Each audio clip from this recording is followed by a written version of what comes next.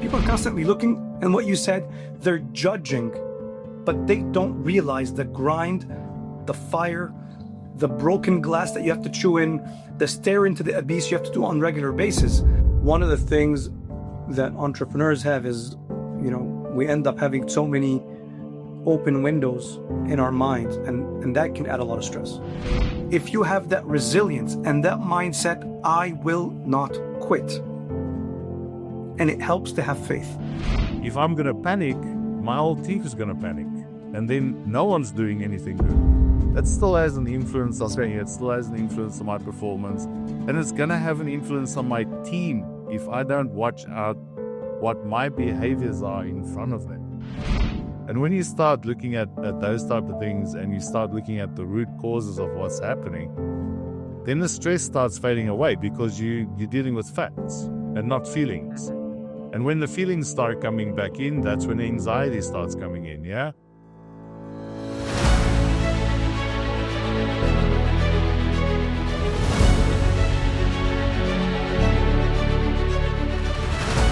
Everyone, welcome to Stars in Our Sky podcast. This is episode 13. We're kicking off the new year to 2027 with an interesting topic that we have. We're joined here with Rian from CanSalt, and we got Malik Sedra from East Sky, and you got me, Gabby Sedra, Go Lean It. We're here to bring you some interesting topics and exciting things. So please subscribe to our channel. This episode today is the unspoken, harsh, but fun truth about being a CEO or, president, self-employed, call it whatever you want, but you're on your own, right? So that's kind of what we're talking about today. The fun stuff about being an entrepreneur and being on your own. Between the three of us, we have a bit of experience in that field right now.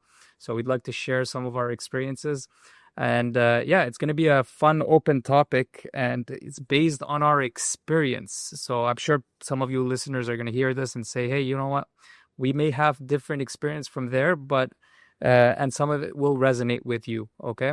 So let's start with what's time off for you guys? I mean, I kind of feel weird when I ask this question to you guys, because when I message you at any given time of the day, you guys like respond within like minutes. I don't get it. I take time off. What's your time off looks like? CanSalt.org, redefining global consulting, delivering world-class solutions through proven methodology, measurable and sustainable results. Well, I mean, Gabby, for me, myself, there's no more such a thing as time off. And it's an interesting concept for me, because back in the day when I started working, and I started in manufacturing, and probably my dream job at the time was to become an operations director and, work my way up. If you told me that I'd be working more than 8 or 9 hours a day, I probably would have told you to go jump in a lake, because there's no ways it was going to happen. You've got your set hours, and whatever happens beyond those set hours can wait till tomorrow, or, someone else can deal with it if it's, shift work or something like that. Nowadays, I mean, and that's the cool thing for me, and also the tough part for me is, as a CEO, as a business owner, you really don't have much time to switch off, and your switching off looks different. You're always thinking about the next thing. You're always thinking about what's currently happening. You've got to come up with some risk mitigation. You got to come up with, all kinds of stuff, but you're always going. But for me, what's interesting is to find time in my calendar to actually, book myself out so that I can focus on, the things that I need to do, like sit and, just silly things like take an hour and listen to a podcast. It's like, I think it's very important as a CEO, as a business owner, to ensure that you keep up with the trends, ensure that you keep up with, information out there. And believe me, mate, I mean, you guys know it's moving so fast these days that it's tough to keep up, mate. I mean, I can't run that fast. So, it's a question of, making time to to take 5 seconds to, to actually experience what's going on around you. But in order, for you do that in order to make better decisions and to guide your teams and to help, everyone around you, that kind of stuff. Malik, what's your feeling around it, mate? Look, I never lie about it to anyone. Even in the book, there's a whole section in the book Playing to Win that I authored. She wrote, by the way. I don't believe that if you choose to go the route of entrepreneurship, i.e. being your own boss, that you can have work-life balance. I think it's a balancing act. And for each person, it will be different. Okay? So yes, I have more frequent vacations, or so it seems like from the outside, because otherwise it's not sustainable. But during those vacations, you can't turn off your phone. You got to make sure that your family feels like you are. And you got to dedicate some time off. I came up with some rules when my firstborn, Isaac, was born. So I never work weekends. That's just what works for me. I don't think all entrepreneurship or entrepreneurs can do that. Or at least I will never do it. You've said you kind of what. So what you kind of said for our listeners is you and Rihanna as well. You've worked on setting boundaries and making sure that there's certain things that are sacred, right? There's sacred time that you don't pass. You have to protect your loved ones. Otherwise, what's the point of having all that and not having, the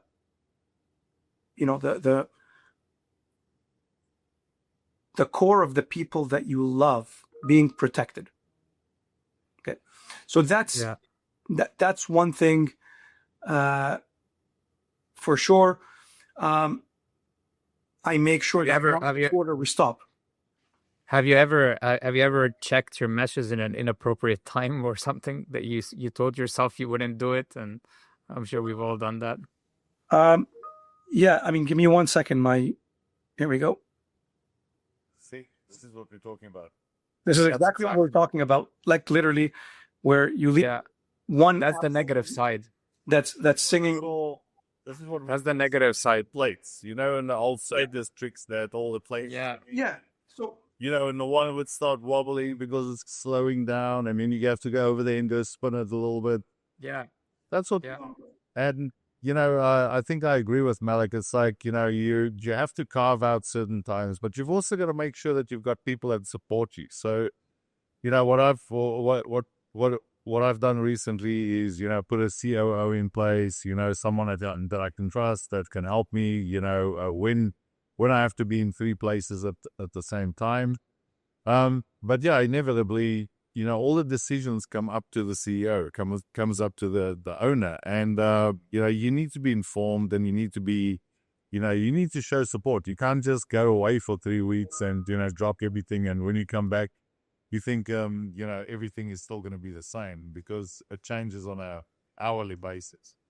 Which brings to the next point, right? Like, when you guys are carrying all this responsibility, and when as an entrepreneur, you're carrying a ton of responsibility, and that's what makes you kind of answer a lot of these things at all random times. Do you feel that it's lonelier at times? Like, do you feel like you're alone going through all of this? Oh, hell yeah, mate. I mean, that's, the saying about, it's lonely at the top. It's even lonelier when you're running your own business, because it's, I won't say the term lonely is the correct thing, but it definitely is, there's a lot fewer people that can relate to what you're going through. So, I've noticed over the years, my circle became smaller and smaller and smaller, and it started, really bugging me. It's like people that I used to hang out with, that I used to, have a lot in common with. All of a sudden, when I met those people, a bit later, and, we go for a beer or whatever, there's not a lot that I can share, because they're not necessarily in that same experience, and a lot of people, I don't want to say it, but a lot of people judge you for where you are. It's like, well, can I piggyback on that? Hey? Can I piggyback on that for 2 seconds? This podcast is sponsored by eSky, a revolutionary AI-powered state-of-the-art learning management system for small to mid-size enterprises. Because I did have some conversations this weekend, and I was in the same ballpark, and that mindset to go win, that lonely atmosphere where you feel like, you got to sit with yourself, the final decision, the puck ends with you. You're not going to make decisions in a group. Most people who are not in an entrepreneurial position, even if you're entrepreneurial, but you work for a corporation, there's always someone above you. Even if you're the CEO, there's the board. Yeah. When you're in a private or a privately held company, the puck ends with you, and you got to trust your gut. And most people will not understand. So I've realized a lot of conversations, people are constantly looking, and what you said, they're judging, but they don't realize the grind, the fire, the broken glass that you have to chew in, the stare into the abyss you have to do on a regular basis. And so it's like when professional athletes or elite athletes have to speak with someone who doesn't do sports. Yeah. They'll never understand the strict dieting. They'll never understand why you can't skip a gym day. They won't understand what it means to have a cheat day and it can't be a cheat week, right? So I think this is very important. I think that's one thing that most people don't realize.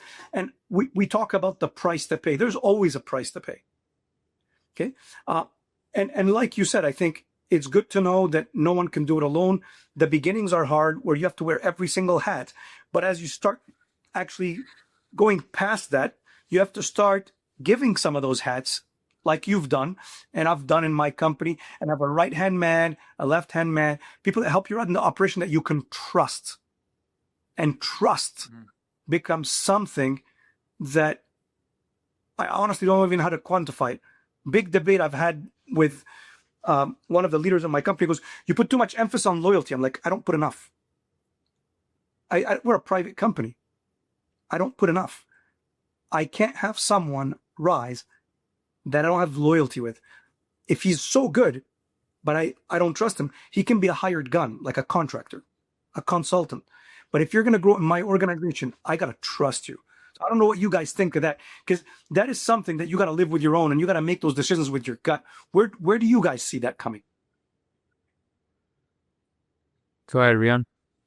Well, I mean, there's a lot to unpack with this stuff because it's stuff that happens over time, which is, like you say, I deal with, hundreds of people every week.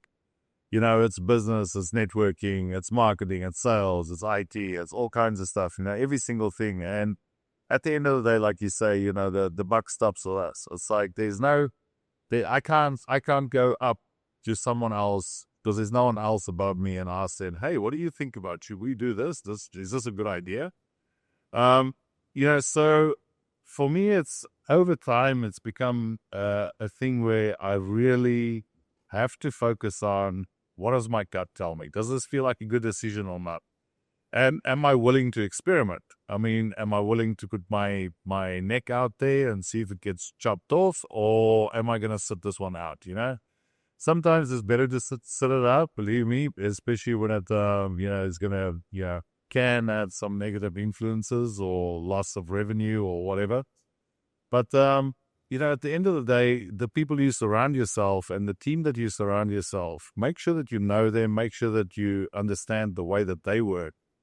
I mean, I've spent a lot of time with, with people, including, Gabby, getting to know him, making sure that we aligned, our values are the same, even from a perspective of family life, what kind of dad is he? What kind of person do I see in him? Is it someone that I see a long-term future with in a business sense? Or is it someone that's just, what's that saying, people come into your life for a reason, a season, or a lesson, or whatever, something like that.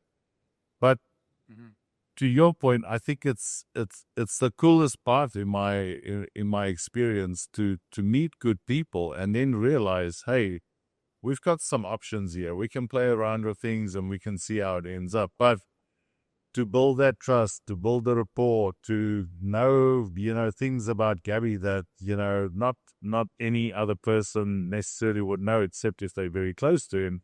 And the same for me. That's the important bits.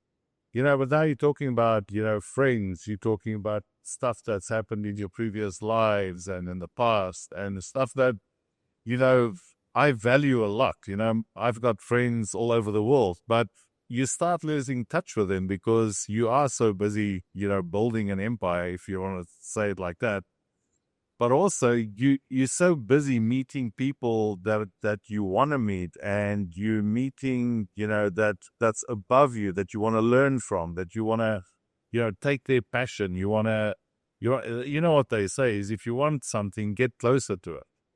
Don't sit on the sideline and watch. You know what I mean? So for me, that's taken a toll, but it's also been extremely rewarding. So, when you get together with those old friends from, high school or whatever, in from where I come from, that's not a big deal. In America, people are still, a lot of people are still friends with people that they went to primary school with. I mean, for me, coming from where I come from, it's like friendships are not just the time spent with them. It is about the type of person they are, the quality of people that they are, and what do we add to each other's lives?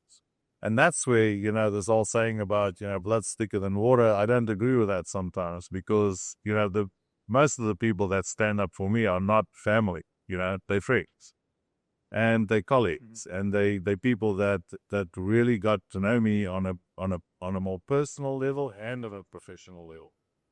What do you think about that, Gabby? I think what we're saying is all about, making sure that we're helping to build the foundation around us. Building those trust, I think, is the kind of the central point. Assuring that you're developing people around you, that you're winning their trust, and vice versa, right? Oh, yeah. In order to keep them. I think maybe also for our audience, one thing that, when you trickle down and on what we've been talking about, is the pressure that is involved with all of these decisions, right? Because we're constantly taking decisions. How did you exercise to diffuse stress over the time? I think Malik can talk us through that one. Well, I definitely believe in time boxing and journaling. And I think one of the things that entrepreneurs have is, we end up having so many open windows in our minds, and that can add a lot of stress. And all that is in a bucket. And we'll talk later about financial stress, because I think that's the one thing that never goes away, and you have to learn how to manage it. So I personally recommend journaling, breaking down what you do in compartments, writing it down. I always keep a yellow Post-it notepad next to me or on my phone, where specifically when you start doing something, so you can stay focused. If an idea pops, I'll just write it down. And that allows me to stay focused, because focus is the name of the game. So we focus, and then I'll compartmentalize things, which, by the way, easier said than done. It takes training so that you can worry. If I'm sitting in the podcast, I'm not worried about anything else but the podcast right now. And I do see a whole bunch of messages flying left, right, and center, but now I need to be like zeroed in on what we have to do and be right here and now, as Henry J. Newman says, here and now, be in the present. So I think that manages stress.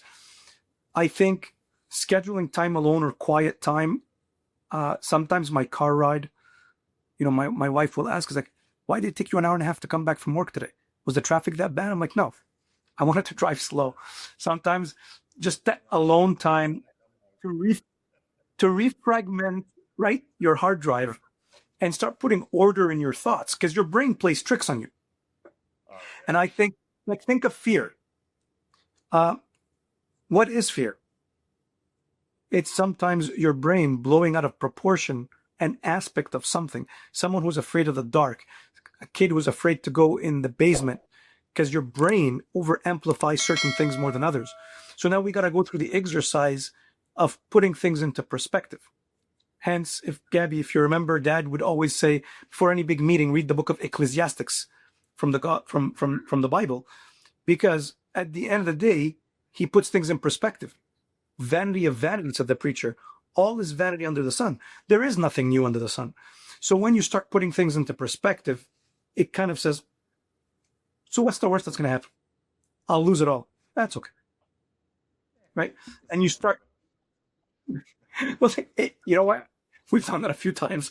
Once you go through it a few times, I guess the fear of it starts going away. It's so scary, mate. It's like everything else, you know. It's like once you've done it a few times, then you learn. It's not so scary. It's just more requires more focus, and I've learned a lot. So I don't know if this is going to touch all our listeners, but to those who've had the pleasure of have home ownership, writing your first mortgage, if you remember the feeling, you're walking in, there's this feeling of anxiety. It's almost like a first date, right? You're walking into the banker and you look at the value of the house and what you've worked so many years, you're signing it, and it's like you're jumping off a 10-foot diving board at a pool. You look down, you go, oh my God. By the time you're doing like your third, fourth house, or you're flipping real estate, like, it's okay. And that feeling, it starts getting normalized. And I think that's, you don't want to ever lose the butterflies, because I think a little paranoia is what makes good businessmen. You got to constantly be cautiously paranoid because someone else is out there to get your lunch. But that's how I see it. I don't know. That's an addition, of course, the side where you have to constantly, your job is to go get money to make sure you're getting the right loans, et cetera, et cetera. Go Lean It. Go Lean It offers a symphony of efficiency through lean services and solutions, driving scalable and sustainable results. Visit goleanit.com. Honestly, I use a very simple, practical approach where I actually start using Do Not Disturb on my phone. And I know a lot of people that irritates them to do that.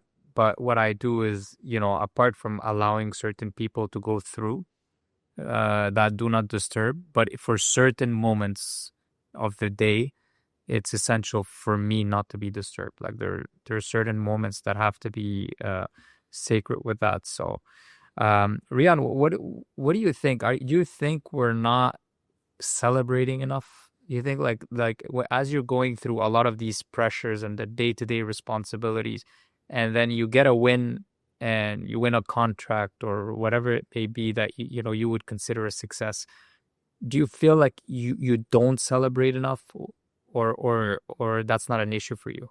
you know what? That's a very loaded question, because it's like, what does celebrating mean? It's like for me at the end of the day, I celebrate everything, mate. I celebrate waking up in the mornings. Just just like Gratitude. I get to live another day, and I get to deal with I get to do something I really love every day. So Yeah. and that's part of the reason for me where if work carries on over the weekend, or I have to put in a couple of hours on Sunday to prepare for Monday, or I have to travel on a Saturday so that I can be at a meeting on a Monday and do a presentation.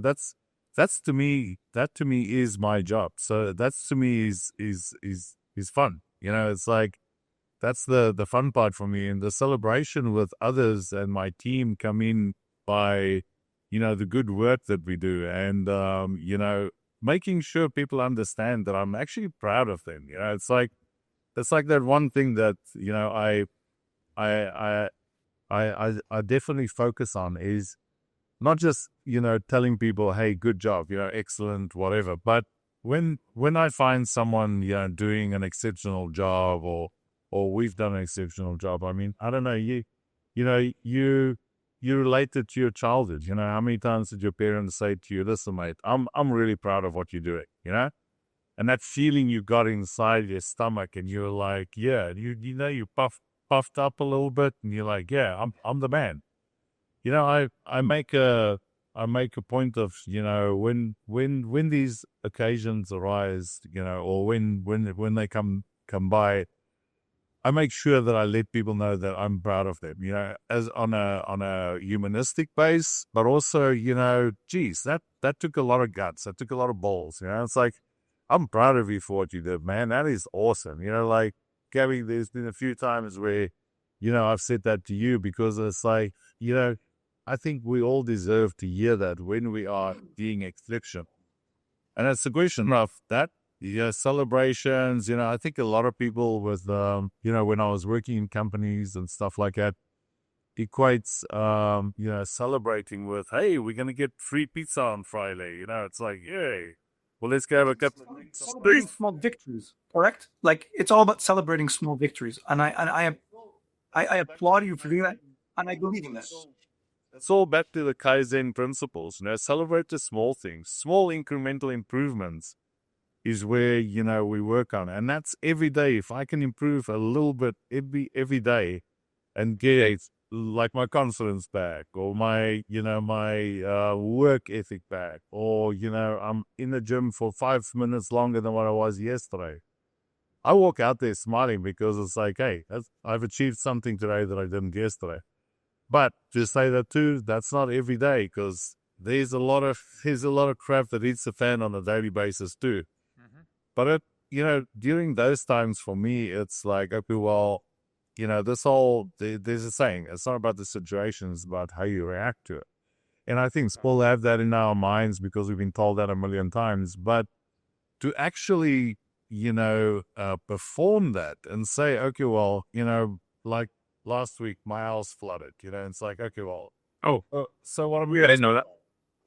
Yeah, no, I had a burst pipe, I'm dealing with insurance, everything. Hey, business is still running, mate. I'm still making every single meeting while I'm bucketing ice water out the window.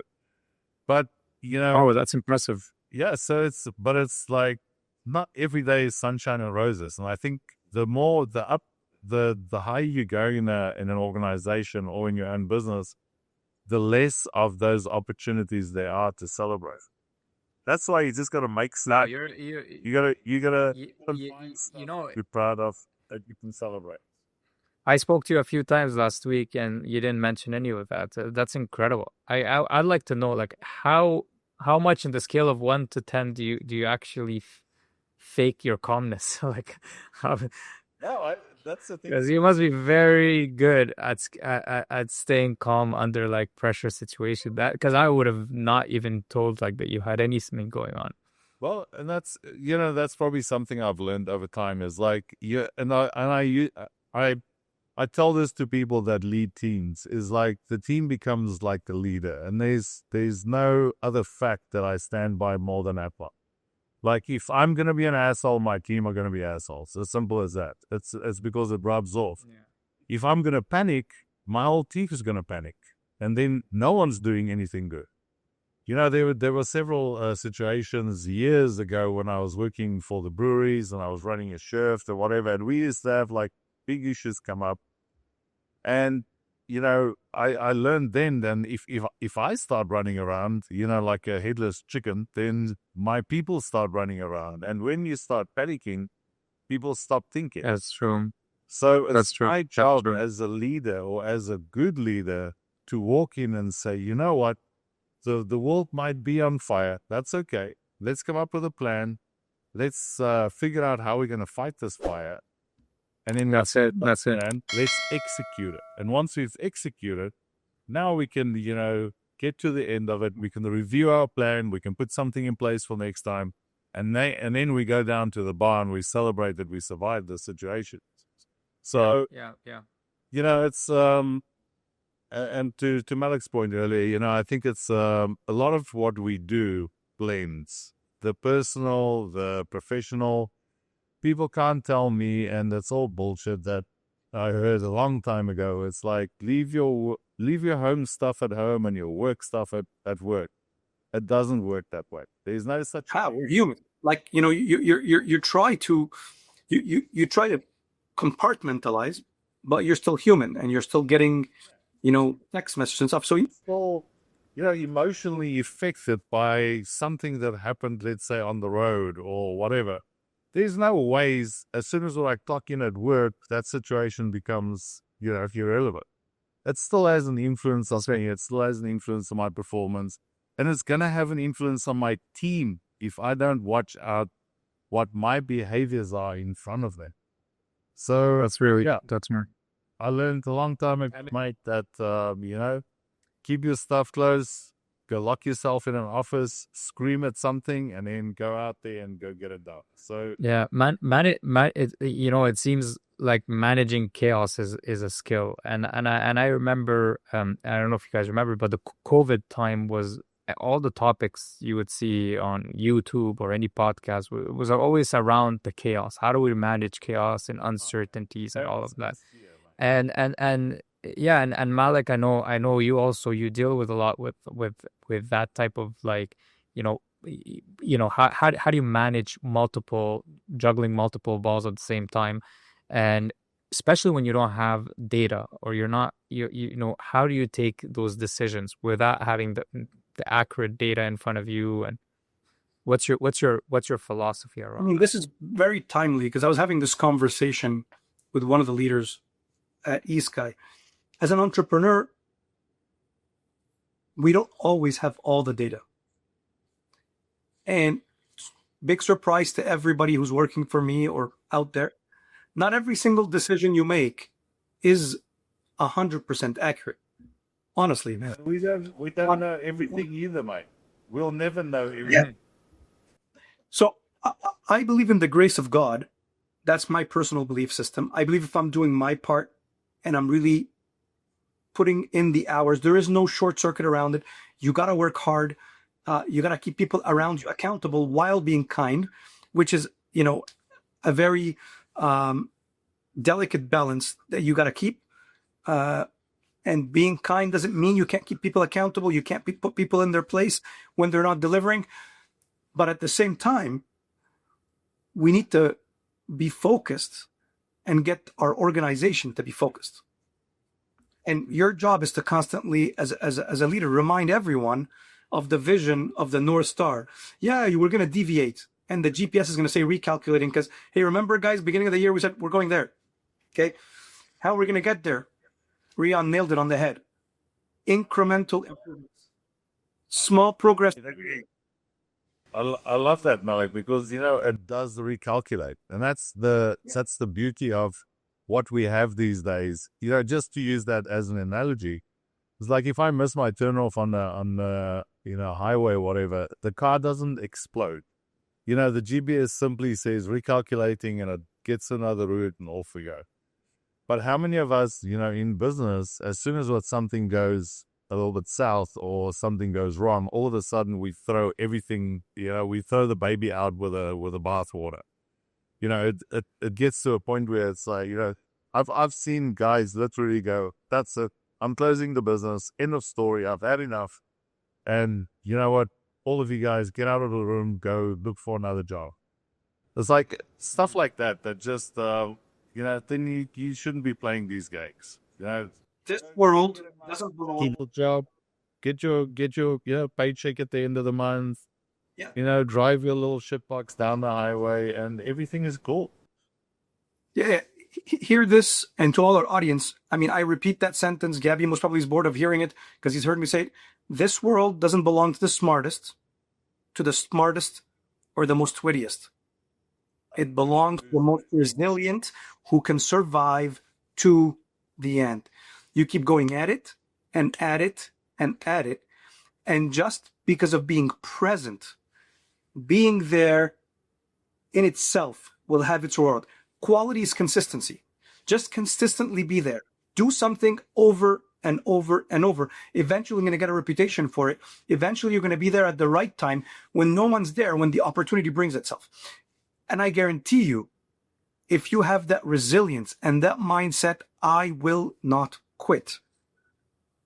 And it helps to have faith, because I don't know how anyone who's agnostic or atheist keeps going, but it keeps me going to know there's a higher power looking down on me, and eventually will say, that poor soul worked his butt. Let me give him a nice thing, give him a little gift along the way. And I feel the hand of God working as long as I'm doing my part and pushing.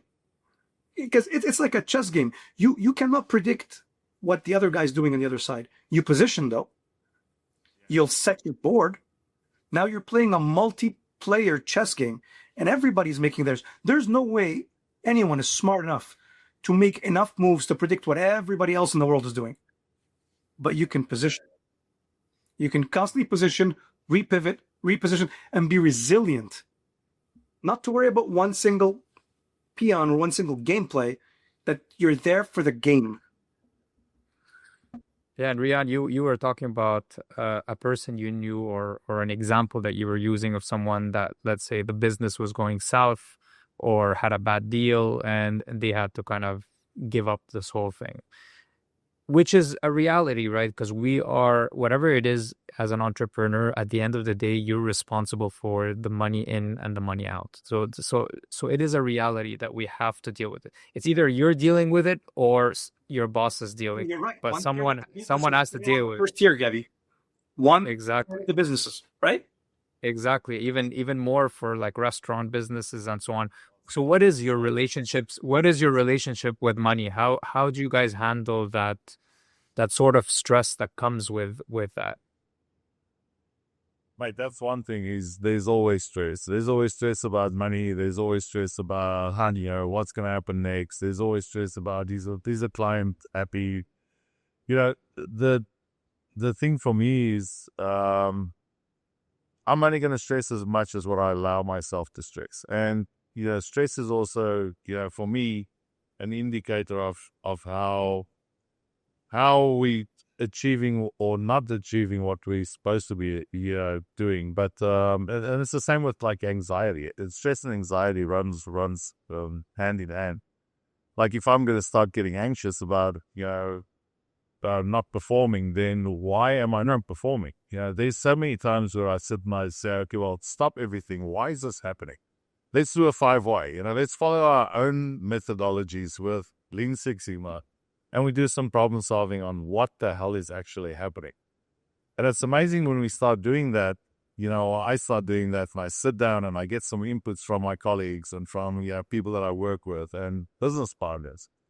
And I say, well, look, why is this happening? Why could this possibly be happening to me? Or why am I, not feeling like I'm achieving as much as what I should be through whatever I'm doing? And then it's important, to get those inputs and, actually take the time to problem solve it and figure out, am I doing something wrong? Am I attacking it from the wrong angle? Am I doing it the right angle, but I'm dealing with the wrong person, or I'm dealing it dealing with a situation in the fashion that I'm not prepared for? Maybe I need to go and prepare myself better. One thing that I also learned a very long time ago is selfless cause. What can I do to make this better today? I'm not expecting Gabby, I'm not expecting Malik to go out there and fix up the crap, but what can I do to make this better? Can I support, Gabby? Can I support Malik? Is that going to make a difference? What does that look like? Let's define that. I mean, that's where a guy like Elon Musk, to me, he sits in a meeting and he says to the guys, explain it to the simplest form, in physics, how this actually works. And when you start looking at those type of things and you start looking at the root causes of what's happening, then the stress starts fading away because you're dealing with facts and not feelings. Mm-hmm. And when the feelings start coming back in, that's when anxiety starts coming in, yeah? So how do we get rid of the anxiety? Start looking at the facts. Start looking at what can we do to fix that? What's the action that's needed so that this feeling of anxiety goes away?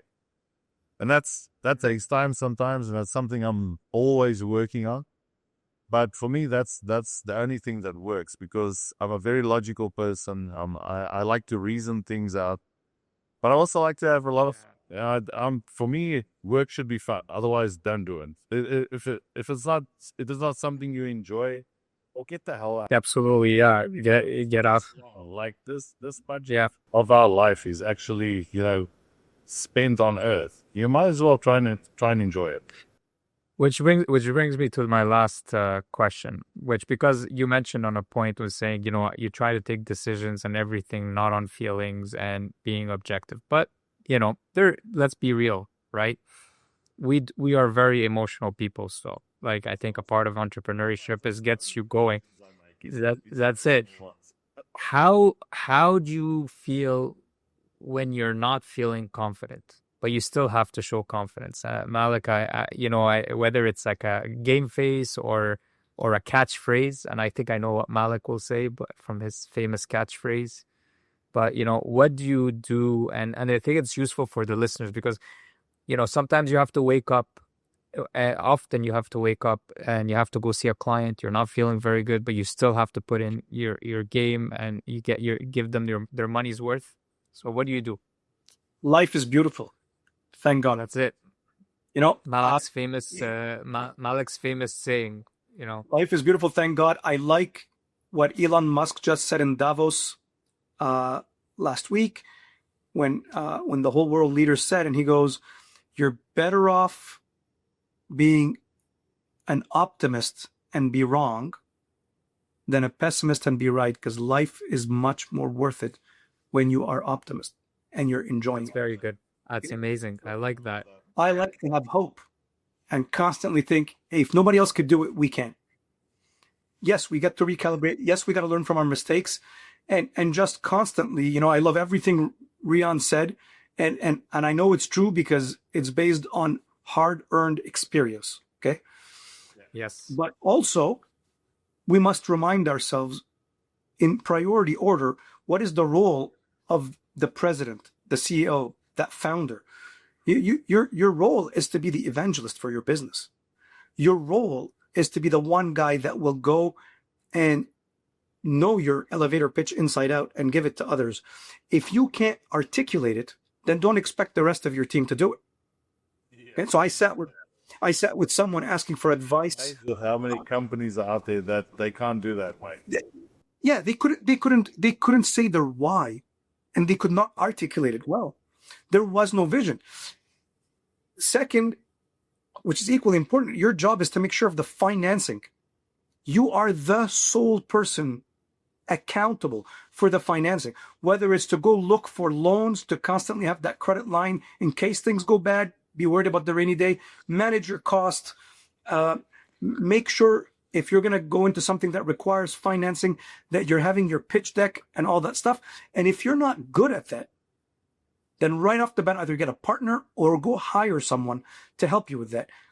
This, and then making sure you have a healthy pipeline. Never stop selling. So you get those three in a row, life is beautiful. Thank God. All right, that's awesome. So this sums it up very well. Very good saying. I usually use the saying "God will provide," which is also relying that on that everything will be fine no matter what chaos we're living. So this kind of wraps it up. Thank you guys for sharing and being open with all of these unspoken harsh truth about being a president and CEO. I hope this was very useful for our audience, especially those who are thinking of taking on that route.